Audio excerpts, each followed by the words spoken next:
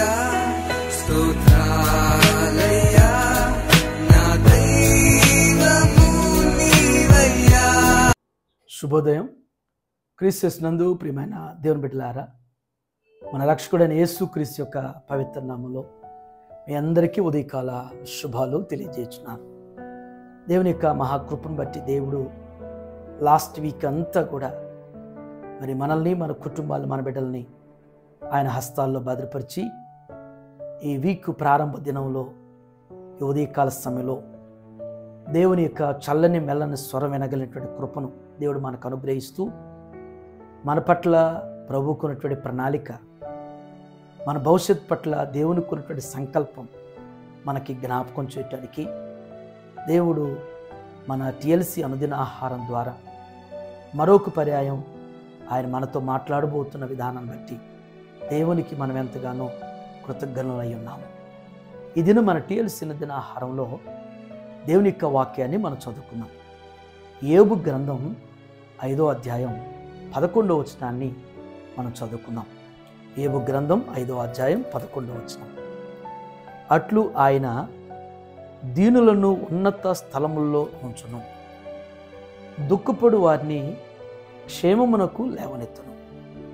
దేవుని బిడ్డలారా, ఉదయకాల సమయంలో గొప్ప భక్తిపరుడైనటువంటి యోబు ఆత్మీయ జీవితంలో ఆయన అనుభవించినటువంటి అనేక ఆశ్చర్యమైనటువంటి దేవుని యొక్క సంకల్ప కార్యాల్ని మనకి జ్ఞాపకం చేయటానికి ఈ పుస్తక గ్రంథంలో, బైబిల్ గ్రంథంలో పొందుపరిచింది ఈ ఉదయం మనకు జ్ఞాపకం చేయబడుతుంది.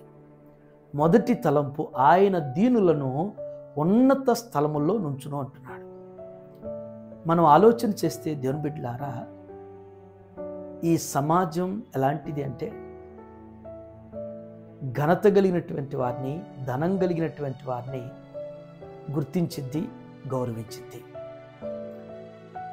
ఏమీ లేని వారిని, ఏ ఆధిక్యత లేనటువంటి వారిని ఈ సమాజం ఎన్నడూ కూడా గుర్తించదు, గౌరవించదు. అది అసలు దీనత్వం కలిగినటువంటి వారిని అయితే అసమర్థులు అని అంటది.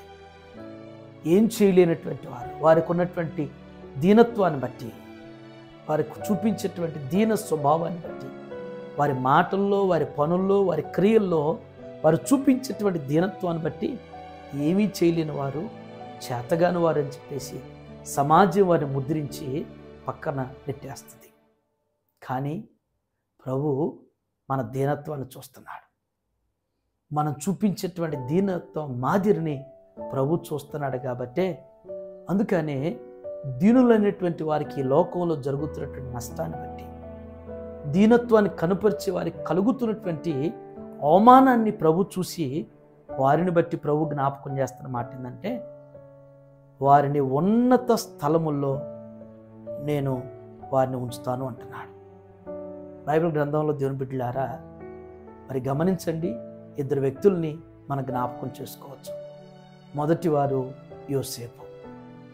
యోసేపు మరి అన్నలు ఎంతగా అవమానకరంగా నొప్పించే విధంగా మాట్లాడినా, ఎంత భయంకరమైనటువంటి మరి తమ్ముడైనటువంటి యోసేపుకు మరి అంత దారుణమైనటువంటి పనులు చేసినప్పటికీ యోసేపు దీనత్వాన్ని చూపించాడు. కాబట్టే దేవుడు ఉన్నత స్థలాల్లో యోసేపును కూర్చోబెట్టాడు. ఉన్నత అధికారాన్ని, ఉన్నతమైనటువంటి స్థితిని దేవుడు యోసేపుకి ఇచ్చాడు. అలాగే స్త్రీల్లో మనం చూస్తే ఎస్తేరును చూసినప్పుడు రాజైనటువంటి అహర్షరోజుకి ఆయన అంతఃపురం ఉన్నటువంటి మరి ఆయన యొక్క అనుచరులకు దయ పుట్టింది అని రాయబడింది. ఎస్తేరును చూసినప్పుడు ఎస్తేరు మీద దయ కలిగింది అని. మరి ఆమెలో ఉన్నటువంటి దీనత్వము ఉన్నత స్థితిని మీద, ఉన్నతమైనటువంటి స్థలాల్లో కూర్చుని 127 సంస్థానాల్ని మరి రాణిగా మరి ఉన్నటువంటి స్థితిని దేవుడు ఎస్తేరుకి ఇచ్చాడు.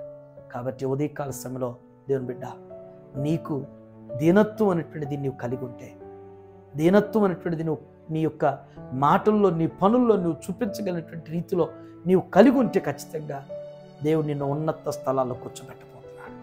ఉన్నతమైనటువంటి స్థితిని ప్రభు నీకు ఇవ్వబోతున్నాడు. ఉన్నతమైన మనుషులు ఎన్ని విధాలుగా నిన్ను ఆటంకపరిచిన, అభ్యంతరపరిచిన, నిన్ను నెట్టివేసి నిన్ను బాధించినా కానీ ప్రభు నిన్ను ఉన్నతమైనటువంటి స్థితిలో తీసుకెళ్తాడు. రెండవ తలంపు, దుఃఖపడు వారిని క్షేమమునకు లేవనెత్తును అంటున్నాడు. ఏ పరిస్థితుల వల్ల నువ్వు దుఃఖపడుతున్నావో, ఆర్థిక పరిస్థితి కావచ్చు, ఆరోగ్య పరిస్థితులు కావచ్చు, కుటుంబ స్థితిగతులు కావచ్చు, నీవు ఏ పరిస్థితులను బట్టి దుఃఖపడుతున్నా కానీ నీకు క్షేమాన్ని ప్రభు ఇవ్వబోతున్నాడు. నీవు పడిపోయినటువంటి పరిస్థితుల నుంచి, నీవు కృంగిపోయినటువంటి స్థితిలో నుంచి, నువ్వు ఎదుర్కొన్నటువంటి ఆ ఇబ్బందుల నుంచి ఖచ్చితంగా దేవుడు నిన్ను విడిపించి నీకు క్షేమాన్ని ప్రభు ఇవ్వబోతున్నాడు. నీకు నీ కుటుంబానికి, నీ బిడ్డలకి అట్టి క్షేమాన్ని దేవుడు ఇవ్వటానికే ఆయన సంసిద్ధుడిగా సమీపంగా నీ దగ్గరికి నీకు సమీపంగా రాబోతున్నాడు అనేటువంటి ఆ గొప్ప నమ్మికను నువ్వు కోల్పోవద్దు, ఆ విశ్వాసాన్ని విడిచిపెట్టవద్దు. అట్టిగా దేవుడు నీ జీవితంలో మనందరి ఎడల ఆయన కార్యాల ద్వారా స్థిరపరచునుగాక. ఆమేన్. ప్రార్థన చేసుకుందాం. మా మంచి కాపరువైన మా యేసు ప్రభువా, మీ పరిశుద్ధ పాదాలు వందనాలు. దేవదేవ నాయన దేవా, మరి భక్తుడైనటువంటి ఏబు అనుభవాలు ఉన్న ప్రభువా, మాకు మీరు జ్ఞాపకం చేసే విధంగా మాతో మీరు మాట్లాడే విధానం బట్టి మీకు వందనాలు తండ్రి. దీనత్వం అనేటువంటిది మేము కలిగి ఉన్నప్పుడు ఉన్నత స్థలాలు ఎక్కిస్తానని, ఉన్నత స్థలాల్లో మమ్మల్ని కూర్చోబెడతాననేటువంటిది ఏబు భక్తుల జీవితం, యోసేపు యొక్క జీవితం, నాయన మరి ఎస్తేరు యొక్క జీవితాన్ని మాకు సాదృశ్యంగా జ్ఞాపకం చేసినందుకు వందనాలు చెల్లిస్తున్నాం. దావీదు భక్తుడు నాయన ఆ రీతిగా దీనత్వం కలిగి జీవించాడు. దేవా, ఇశ్రాయేలును పరిపాలన చేసే రాజుగా సింహాసనం మీద కూర్చోబెట్టి ఉన్నత స్థలాలు నిలిపినటువంటి దేవుడు. యువదేవు నాయన, ఎందరైతే నా తండ్రి దీనత్వాన్ని కలిగి ఉండటం ద్వారా బాధించబడుతున్నారో అయ్యా, వారిని వ్యర్థులుగా చూడబడుతున్నారో, అవమానించబడుతున్నారో, వారిని నన్ను గుర్తింపు లేనటువంటి వారిగా చూడబడుతున్న వారిని మీరు జ్ఞాపకం చేసుకుంటూ మీ కనుదృష్టితో వారిని మీరు చూస్తున్నాయన, వారికి ఇవ్వబడుతున్నటువంటి ఉన్నత స్థితిని బట్టి నాయన మీకు వందనాలు చెల్లిస్తున్నాం తండ్రి. ఎందరైతే నాయన దుఃఖపడుతున్నారో, ఏ పరిస్థితుల వల్ల నాయన దేవా ధైర్యాన్ని కోల్పోయిన వారిగా, దేవా నిరాశల మధ్య, నిస్పృహల మధ్య నాయన అయా వేదనలో, బాధల్లో నాయన ఆర్థికంగా అనారోగ్య పరిస్థితులు బట్టి, కుటుంబ సమస్యలు బట్టి దుఃఖపడుతున్న వారికి మీరు వారిని విడిపించిన ఆయన క్షేమాన్ని దయచేయబోతున్నందుకు వందనాలు చెల్లిస్తున్నాం. యువదేవు నాయన, అట్టి రీతిగా నాయన మీ కార్యాలు మా జీవితాల్లో, మా కుటుంబాల్లో, మా బిడ్డల జీవితాల్లో మీరు అనుగ్రహించబోతున్నందుకు మీకు వందనాలు చెల్లిస్తూ ఈ వీక్ అంతా నాయన బిడ్డలు చేయనటువంటి వారి పనుల్లో, వారి ప్రయాణాల్లో, వారి బాధ్యతలు మీరు వెన్నంటిని నడిపించి దేవా మీ యొక్క నిత్య కృపాక్షేమములతో వారిని మీరు స్థిరపరచమని యేసు నామమున అడుగుచున్నాను తండ్రి. ఆమేన్. God bless you all.